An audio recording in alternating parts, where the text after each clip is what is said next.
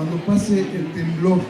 Dentro de la colección Fondo para Letras Guanajuatenses, creo que es una excelente oportunidad de conocer a un joven creador de nuestro estado a través de la pluma de Ringo Yáñez y saber que su labor dentro, por supuesto, dentro del Fondo para Letras Guanajuatenses, del seminario de novela Jorge Ibarrigoite, que ya nos platicaron un poco en torno al mismo, y sobre todo, más que nada, conocer de qué trata cuando pasa el temblor.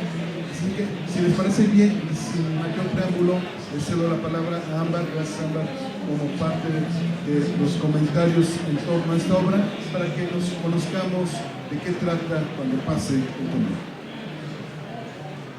Muchas gracias.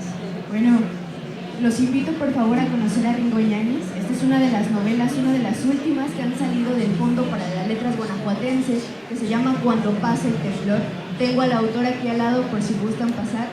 Primero que nada, quiero leerles como una de las primeras frases que hay en la novela. Si ningún camino es bueno, elegirás el mejor de los peores, de Ludwig Bode. Es una novela que es muy difícil describir de qué trata en pocas palabras, pero podemos decir que es un grupo de adolescentes, jóvenes, que descubren que en Guanajuato tal vez puedan hacer un viaje donde lleguen a la playa. Y en esta trama que parece, pues, digamos, una narración de crecimiento, una narración de exploración personal, terminan inmiscuidos en la violencia, terminan inmiscuidos en una serie de casualidades, de esas cosas que siempre piensas que no te van a pasar, pero terminan pasando, con un soundtrack que nos va a llevar a los mejores años del rock en español, también con referencias cinematográficas, con grandes referencias literarias a lo Roberto Bolaño. Esto es lo que encontramos en Cuando pase el temblor, y quiero pasarle el micrófono a Ringo Yáñez para que se presente ante el público que está aquí y nos diga quién es. Hola, hola.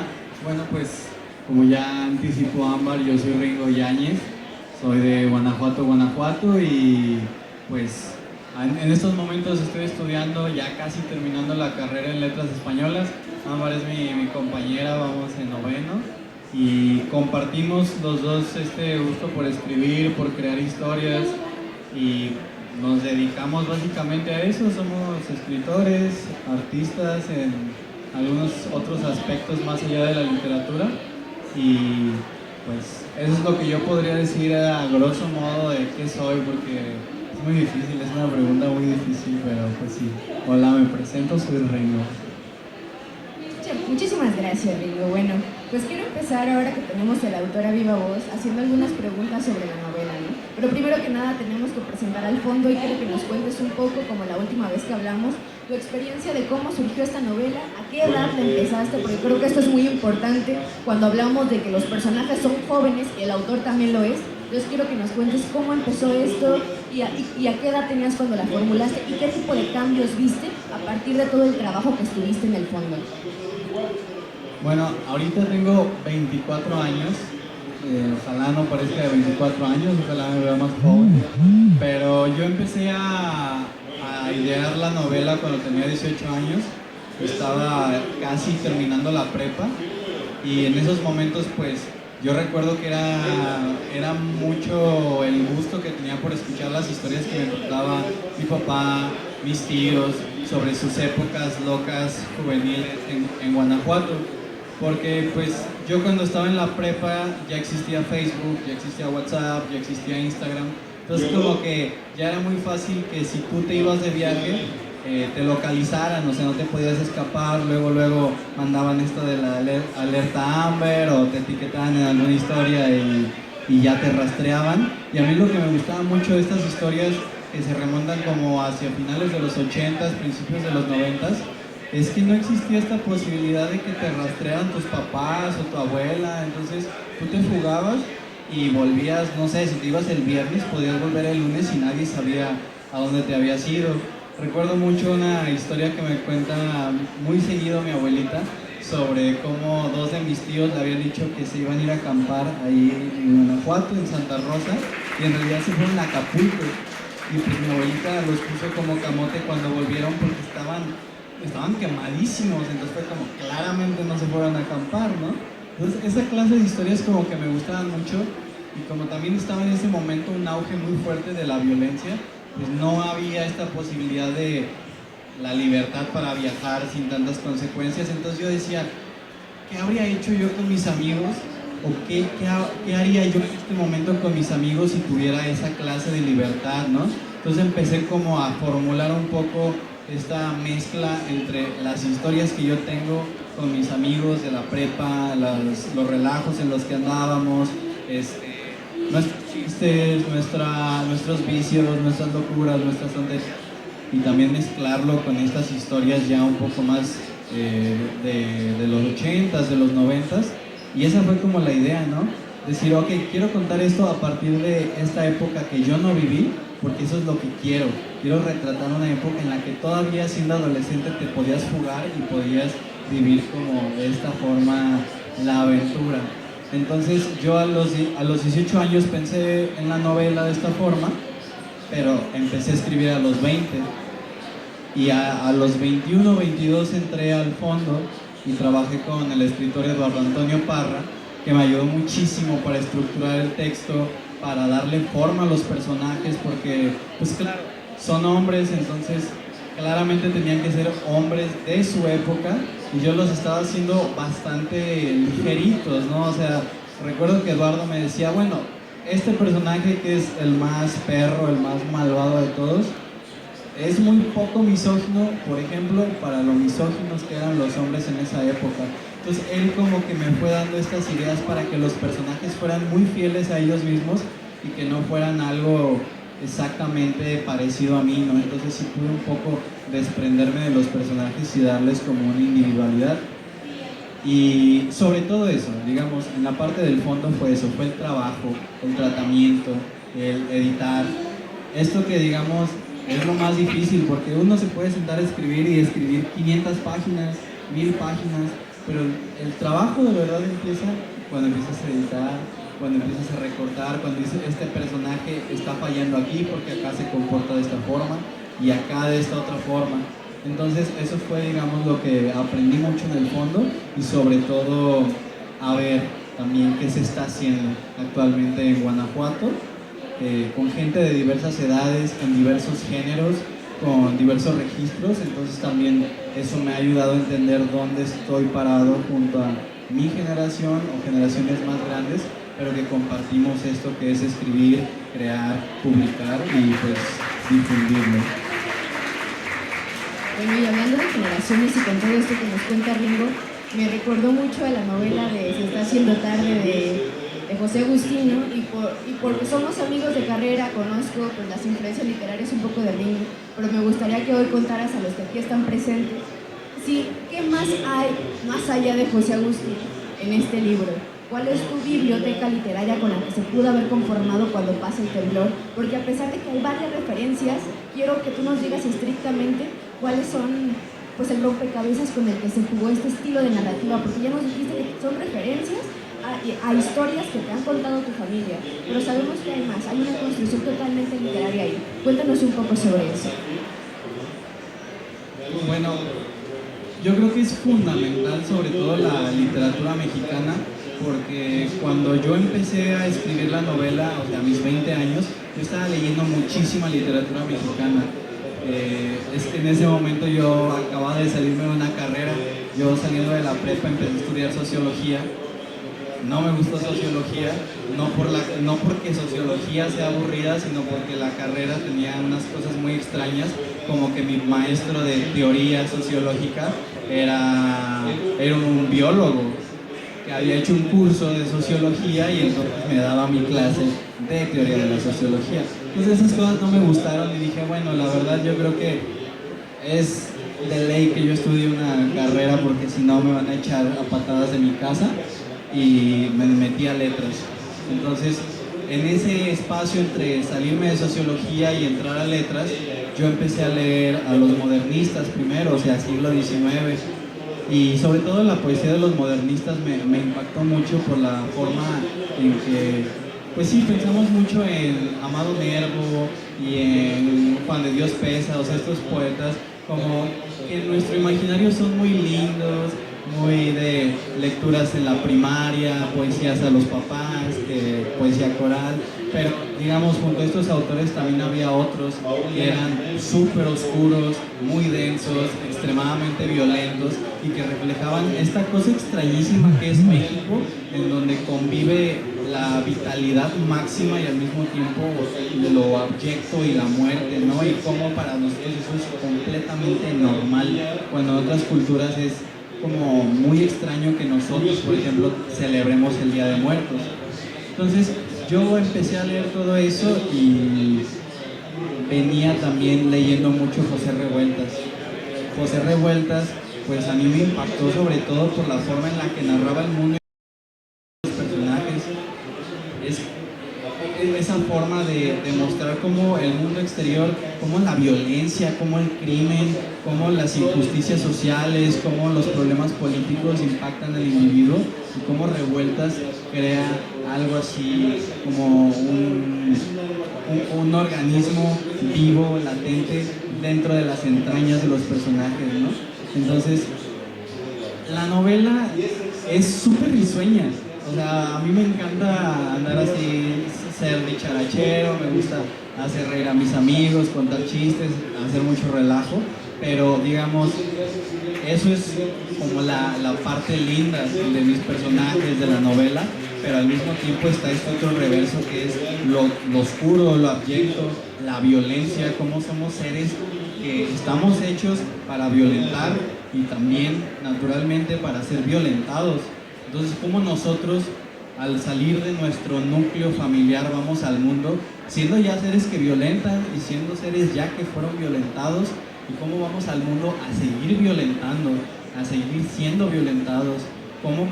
Bueno, yo tengo esta experiencia de que soy un hombre que fue a una escuela pública en secundaria y eso es como ir a la selva. O sea, hacíamos cosas terribles, no perdonábamos ningún apodo, le hacíamos cosas muy feas a nuestros compañeros, les escondíamos los útiles, le colgamos una vez la mochila a un compañero del asta bandera y claro, en ese momento es como qué risa, jijiji, jajaja, pero claro, nosotros no sabemos si alguno de estos compañeros llegó a casa y dijo, chale, está horrible ir a la escuela, me siento mal porque mis compañeros me tratan así, hasta que creces y te das cuenta de que tus acciones tienen repercusiones muy fuertes en la gente. Entonces, pues todo esto, digamos, sí tiene que ver mucho, por ejemplo, como les digo, con Revueltas, también es mucho esto de Bolaño, de la risa, pero al mismo tiempo el horror. También fue muy importante para mí Ernesto Sábato, con pues, sus novelas, especialmente pues en ese momento El Túnel fue como también muy fuerte. Y ahí todavía no leía sobre héroes y tumbas, pero pues como yo empecé a escribir la novela a los 20 años y terminé de escribirla este año, realmente fueron muchas lecturas. Sobre héroes y tumbas fue una experiencia de locura que me enseñó como a estructurar un universo en el que conviva la parte social sin que necesariamente esté así súper explícita y cómo eso refleja el estado en el que viven nuestros personajes, ¿no? También, digamos, obviamente José Agustín y mucha poesía en general, porque a pesar de que pues es una novela, es prosa, para mí, pues yo también empecé a escribir a los 16 años poemas y hasta la fecha sigo escribiendo poemas, entonces para mí todo lo que tenga que ver con la poesía, tanto a nivel lenguaje, como a nivel simbólico, como a nivel pues realmente me ha aportado mucho. Entonces, a nivel literatura, eso. De películas, pues son una infinidad. Desde que yo estaba niño veía muchas películas. Gracias a Dios mi abuelita era extremadamente permisiva conmigo y me dejaba ver películas que mis papás no sabían que mi abuelita me dejaba ver. Entonces, yo hasta la fecha sigo sin conocer muchas de las películas de Disney, pero llegué a ver, por ejemplo, con mi abuelita Viernes 13, a pesar de que a mi abuelita le daba miedo. Llegué a ver películas como, digo, La Pasión de Cristo, también es una cosa que si la ves muy niño te afecta de formas muy increíbles y profundas. Y Ya un poquito más grande le agarré mucho cariño a las películas francesas, especialmente de la nueva ola, por el diálogo. Hace poco tiempo conocí a una chica que sabe mucho esto de las cartas astrales y los signos y tal, y yo la verdad pues no lo descarto, tampoco creo 100% en eso, pero sí es algo a lo que me apego, y descubrí que tengo Marte en Géminis. Marte es el planeta de la comunicación y Géminis es el signo de la comunicación en este caso. Entonces tiene mucho sentido que en mi novela casi todo se desarrolla a través del diálogo, que las películas que más me marcaron son casi conversaciones. No sé si han visto esta trilogía de películas que se llama The Before, que es Before Sunrise, Before Sunset y Before Midnight. Las tres películas son solamente diálogo, no hay nada más, son dos personas platicando en distintos momentos de su vida, y eso a mí me fascina. Entonces, por ejemplo, también ahorita acabo de recordar, el beso de la mujer araña fue súper importante, también por todas las implicaciones del diálogo, por la conformación del mundo, por cómo una conversación entre dos personas puede decir mucho de quién eres, de qué estás buscando, de qué deseas, de cuáles son tus miedos más grandes. Entonces, es toda una serie de cuestiones, ¿no? Si tuviera que decir así de películas fundamentales para la idea, diría que está la de Cuenta Conmigo, que es como de los 80s, por la cosa del viaje.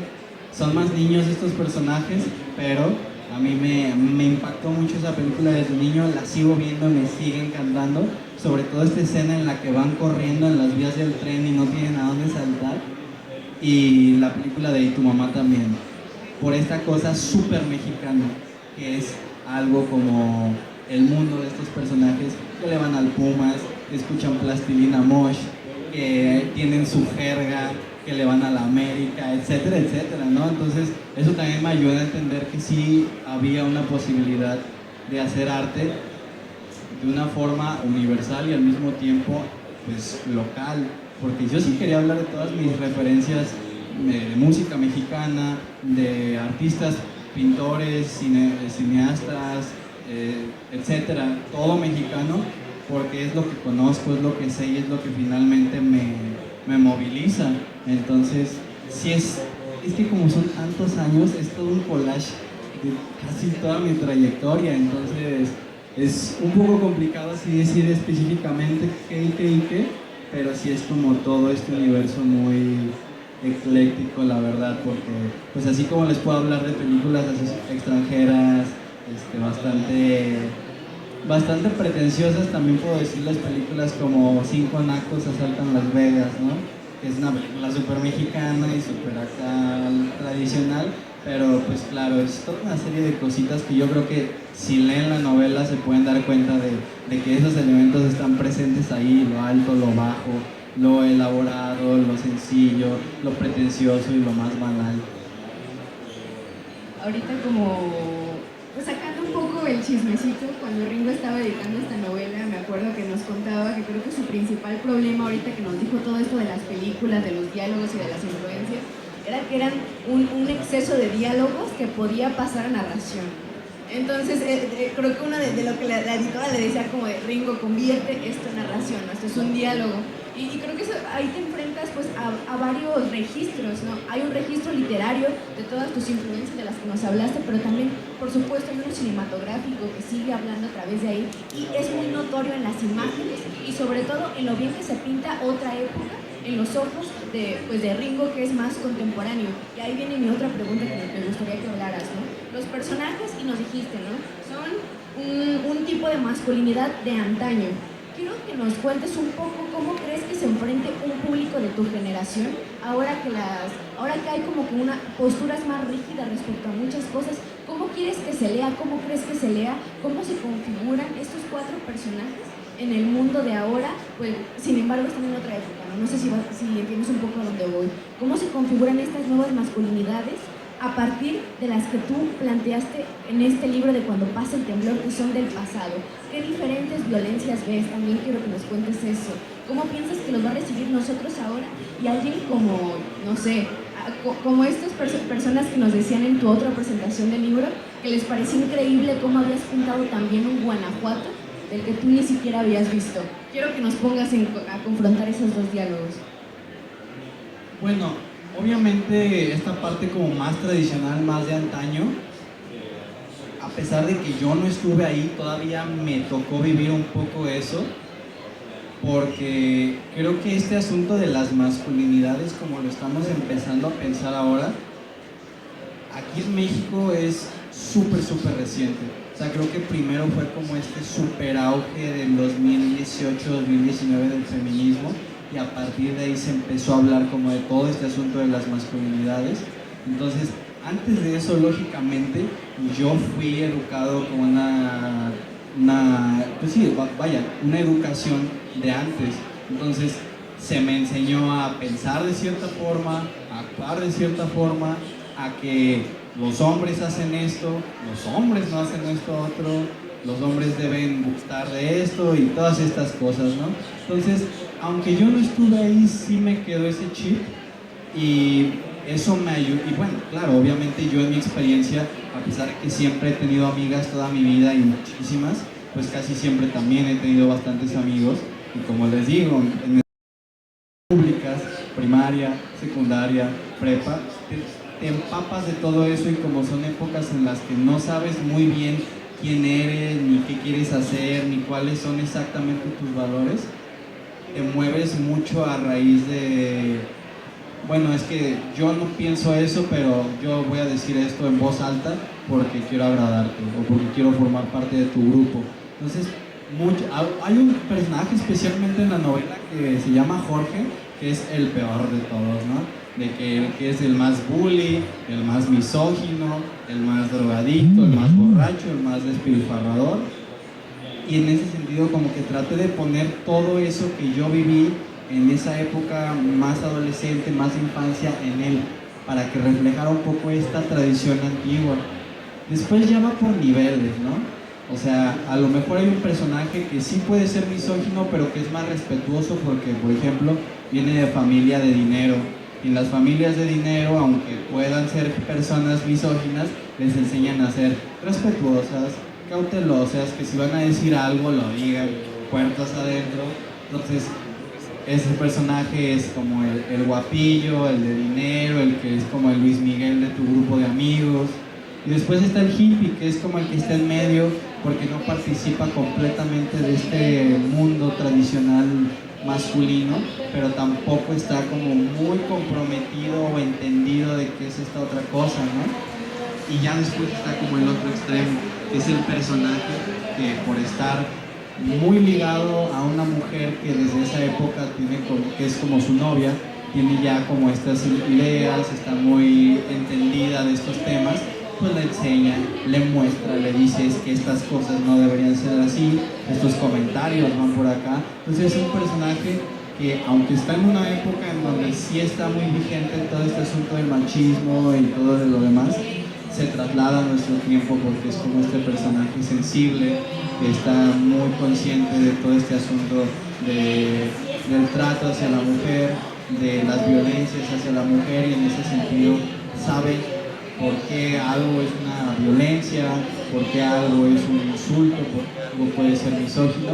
Entonces siento que gracias a ese juego de nivelar a los personajes como por extremos o como arquetipos, puedo yo como moverme libremente por los dos mundos y que aún así parezca que estamos todavía en los 80s, porque además todo este asunto del personaje que es sensible, que cuestiona estas cosas, todo lo que nosotros vemos de ese personaje es hacia adentro, son monólogos interiores, entonces nunca lo expresa abiertamente más que en momentos determinantes y explosivos. Entonces creo que eso es lo que permite que no se sepa muy bien de que sí estamos en los 80s, pero porque este personaje piensa como piensan ahorita las personas. Entonces es un juego que creo que no lo planeé exactamente así como lo explico ahora, pero funcionó y creo que con eso basta, la verdad. Muchísimas gracias, amigo. Y pues bueno, cuando pasa el temblor, pues ya tiene el nombre que hace referencia a una pieza musical que muchos conocemos.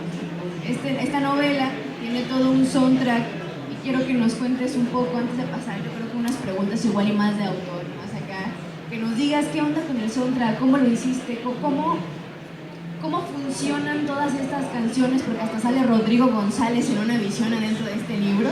¿Cómo funcionan en Cuando pasa el temblor? Cuéntanos, ¿qué tantas influencias, además de las películas? Ahora quiero que nos digas cómo está el ritmo musical aquí. Bueno, la música para mí ha sido fundamental desde que tengo memoria. Yo recuerdo mucho que en mi casa se escuchaban dos mundos, ¿no? Se escuchaba Yuri, se escuchaba Alejandra Guzmán, se escuchaba no me acuerdo cómo se llama ahorita, uno que salía en la academia. Se escuchaba eso también, ¿no? Y se escuchaba por otro lado The Cure, se escuchaba Pink Floyd, se escuchaba Def Leppard. Entonces yo estaba como en esos dos mundos, pero para mí siempre fue más atractivo como este mundo del rock, porque la iconografía del rock en los 80 se volvió muy interesante, porque yo, sin haber escuchado Iron Maiden, ya me encantaba de niño Iron Maiden, porque los álbumes tenían un arte padrísimo, había un concepto, se contaba una historia en la imagen del álbum, abrías el disco y había ilustraciones, letras. Recuerdo mucho que mi papá tenía un cuadro gigantesco, que ahorita yo lo tengo, que ya está en mi cuarto, de este personaje de Iron Maiden saliendo de la pared. Entonces para mí eso era como muy alucinante, porque era como, no solo estoy escuchando a Yuri cantar una historia así de rompimiento de corazón y de tristeza y de lamento, sino que estoy viendo pegado en la pared un momento que sucede en el disco. Entonces como que yo escuchaba la música y mi papá me contaba, es que en esta canción pasa esto, ¿no? Por ejemplo, en The Wall de Pink Floyd me explicó de canción 1 a canción final qué sucedía en ese disco. Y obviamente, pues, digo, paréntesis, a mí Pink Floyd me encantó porque yo odié toda mi vida, todavía odio la escuela y siempre he pensado que la escuela ha estado como imposibilitando mi verdadera educación. Entonces todo este asunto del control mental, de esta cosa medio militar de las escuelas siempre me fascinó, y ahorita ya tengo palabras para explicar por qué, ¿no? Bueno, cierro el paréntesis. El caso es que sí, la música, digamos, desde ese momento me había gustado demasiado, y yo eso me había puesto como en el entendido de que para mí la música decoraba no solamente mi imaginación, sino el espacio. Yo decía, voy a jugar ahorita que no sé, que voy a la guerra, ¿no? Y yo tenía que ponerme música, porque dices que claro, tengo que entrar así como en el personaje y sentir que realmente estoy en la guerra. Entonces la música me ayudaba a significar. Y claro, cuando yo empecé ya a escribir, me di cuenta de que tenía tantas ganas de que ojalá se pudiera reproducir música mientras yo estoy escribiendo, porque en esta escena quedaría increíble esta canción.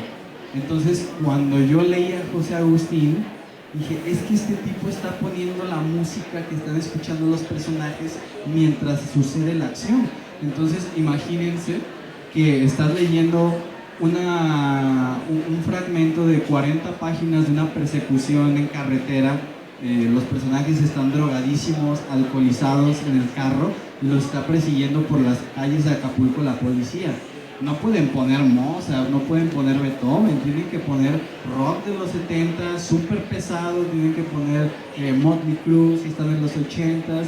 Entonces yo dije, claro, yo no puedo dejar de pensar mis situaciones, mis escenas, dejando de lado la música, porque la misma música es la que me da la idea de, claro, ahora tiene que suceder esto, la intensidad tiene que subir, tiene que bajar, aquí hay un solo, entonces tiene que acelerarse la escena. Cuando estoy escribiendo no escucho la música, pero ya en el proceso de la edición sí me pongo un poquito música que vaya acorde a eso. Y obviamente en el momento de la novela, como son los 80s, uso mucha música de rock de los 60s, de los 70s, de los 80s y por supuesto también el pop. Además de todo esto asunto de ambientar, me ayuda mucho la música para definir la idiosincrasia y el mundo del cual proceden los personajes. Porque claro, obviamente si eres fresa, muy difícilmente vas a escuchar Rodrigo González. Tienes que escuchar, se supone, Luis Miguel, Emmanuel, todos estos artistas que pues son de los niños bien, de los niños fresitas, de colegios privados. Si eres hippie y no escuchas The Doors, pues no sé qué estás haciendo con tu vida. Y claro, pues si eres así como más loco, más rockero, más así de traer botita y chamarra de cuero, pues escuchas heavy metal, escuchas Motley Crue, escuchas Def Leppard, escuchas bueno, Kiss. Eso se me hace muy interesante. Kiss siempre tuvo como una imagen muy fuerte en mi cabeza, muy pesada porque era muy violenta, muy oscura. Recuerdo que Jane Simon salía en las fotos mordiéndose la lengua y le salía sangre de la boca, pero en realidad Kiss es una banda muy fresa, sus letras son súper poperas, ¿no? Y ahorita se me hacen más pesadas otras cosas, pero bueno, la cosa va por ahí, ¿no? Mientras que la música me ayuda a entender el mundo interno de mis personajes, también me ayuda a mí a entender cómo una situación tendría que desarrollarse, y especialmente para la gente que es como que le gusta mucho la música, sabe que no puede hacer cosas sin música. Tiene que salir a correr escuchando música, tiene que ir a su trabajo, si tiene carro, escuchando música, si va en el transporte público, puede poner música. Entonces yo soy ese tipo de personas, y para mí que los personajes vayan en el carro bebiendo, fumando marihuana, albureándose, contando historias, tiene que tener de fondo música porque lo hace más rico.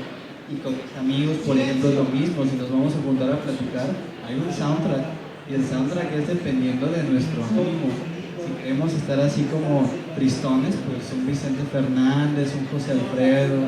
Si queremos un poquito más de fiesta, pues reggaetón, o cosas así, ¿no? Pero para mí, digamos, esa es mi lógica, así funciona para mí la música. Entonces, creo que está completamente entendido y reflejado eso en el texto. Sí, dentro de Cuando pasa el temblor hay un collage, tanto como es el... Pueden que tenemos aquí el título del libro, pero sobre todo hay algo que quiero hablar, que es sobre Guanajuato, ya que estamos en otro lado, no estamos en Guadalajara. Nosotros venimos allá del lugar de los cerros, donde yo siempre cambio esta frase de Arredondo, ¿no? De olvídennos, no piensen en nosotros ni en nuestra locura y nunca nos dediquen ni un ápice de amor, ¿no? Allá creo que Guanajuato es un territorio que te obliga a sacar como tus peores violencias, a veces como que tus peores mitos, el territorio como que sucumbe ante ti y te devora. Todos sabemos que eso pasa en Guanajuato. Y en Cuando pasa el temblor no es el único, pero es un escenario muy recurrente. Quiero que nos cuente, Ringo, un poco, ahorita que estamos en el stand de La Rana, que no sé si aquí ya hay gente de Guadalajara o de otros lados, que nos cuentes cuál es el Guanajuato que te interesaba. Ya nos dijiste un poco el del rock, el de estos chicos, pero a ti como obsesión de escritor, ¿qué es el Guanajuato que quieres retratar? ¿Qué es lo que tú nos quieres decir más allá de otra época, más allá de estos adolescentes haciendo eso, más allá de que nosotros tendemos a hacernos daño entre nosotros? ¿Qué más pasa cuando pasa el temblor? Definitivamente quien sea de Guanajuato sabe que el chisme es súper importante, porque es una ciudad muy pequeña. Entonces si tú sales con fulanita, medio mundo ya se enteró que saliste con fulanita, y si no quieres que se enteren que saliste con fulanita, alguien se va a encargar de que se enteren que saliste con fulanita.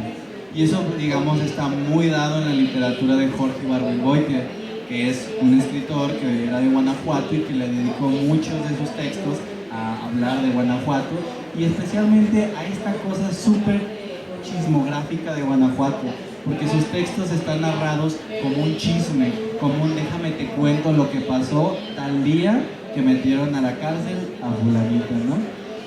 Y eso es algo también que se me hace muy interesante, porque yo en mi experiencia viviendo en Guanajuato, yo ya amo Guanajuato, claro que amo Guanajuato porque me ha dado todo lo que tengo ahora, en la cuestión de amigos, en cuestión de crear, en cuestión de lo que me gusta, de recuerdos, etc.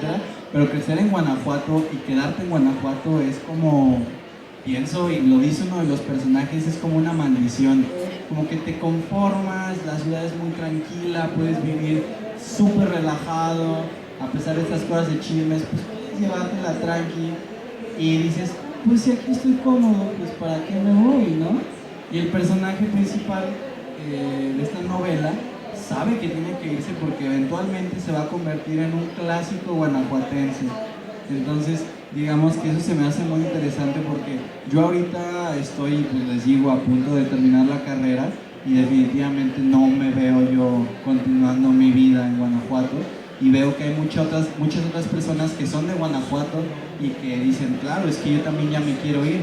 Y es muy curioso porque actualmente yo he conocido muchas personas que van a Guanajuato, que por ejemplo vienen de Estado de México, que son de Guadalajara, que son de Celaya, etcétera, ¿no?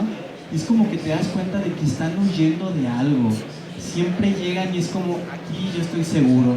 Como, no sé, estas historias así que contaban de los bisabuelos de que, no, y es que él era de Los Altos y mató a alguien y se fue a Guanajuato, ¿no? Porque claro, pues, ¿quién te va a encontrar en Guanajuato? O sea, nadie te va a buscar en Guanajuato. Entonces, eso es algo que me parece muy interesante y es como lo que me interesa retratar.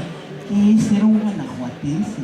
¿Qué implica ser un guanajuatense? ¿De qué está hecho un guanajuatense? ¿Qué come? ¿Qué desea? ¿Qué le da miedo? Porque claro, o sea, en Guanajuato es tan fácil todo que a veces parece que agotaste todos tus cartuchos de desear en muy poco tiempo. Yo era muy... Sí, bueno, vamos a decir que sí sigo siendo muy tranquilo, que no soy tan loco ni tan fiestero como mucha gente podría suponer, pero yo realmente llevé un ritmo de vida muy relajado en Guanajuato hasta que entré a la universidad, porque llegaron personas de fuera a enseñarme un Guanajuato que yo no conocía. Yo conocía el Guanajuato fresa, el Guanajuato de la misma gente de siempre. Voy a esta comida y me encuentro a esta persona, voy a esta fiesta y ahí van a estar estas personas, voy a este grupo y lo mismo. De repente llegan personas de fuera y me enseñan un Guanajuato que definitivamente me deslumbra y digo, ¿dónde estuvo este Guanajuato todo este tiempo? Porque yo no conocía a estas personas, porque yo no ubicaba a estos artistas, porque yo no sabía que existía este bar, este restaurante, este café. Y eso es algo muy interesante porque los personajes están ya cansados de Guanajuato. Incluso están tan cansados de Guanajuato, ya ni siquiera les interesa ser responsables con los sitios a los que van. Rompen espejos, truenan los vasos, se pelean con el personal. Por eso están vetados de todos lados, porque es como ya mucho de lo mismo, ya que nos va a dar. Y por eso los personajes en un punto ya así medio de desesperación, un viernes en la noche dicen, vámonos a la playa. Aquí ya nosotros no tenemos nada más que hacer, aquí ya nadie nos quiere, nadie nos pela, ya nos besamos con todas, ya nos peleamos con todos, y se van a la playa. Y siento que eso es algo muy guanajuatense, el querer huir. O sea, ahí está Jorge Negrete, que aprovechando que estamos aquí en Guadalajara, la gente de Guadalajara dice que Jorge Negrete es de Guadalajara, es de Guanajuato. Ahí tiene un monumento en Guanajuato y ahí está la casa en donde creció, y el tipo dijo, odio Guanajuato, me voy de Guanajuato y nadie nunca va a saber, ni tiene que saber que yo era de Guanajuato. Y es una cosa súper guanajuatense y creo que está muy reflejada en los personajes. Sí, esto